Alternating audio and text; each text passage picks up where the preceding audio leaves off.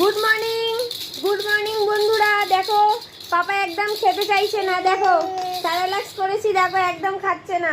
দেখে খেয়ে নাও, এই যে সবাই দেখছে খেয়ে নাও বাবা, খেয়ে নাও। দেখো খেয়ে নাও, দেখো দেখো খাচ্ছে না, দেখো তো দুষ্টুমি করছে, দেখো এই দেখো পাপা খাচ্ছে না, দেখো দেখো দেখো তো পাপা খাচ্ছে না, দেখছো বদমাশি করছে।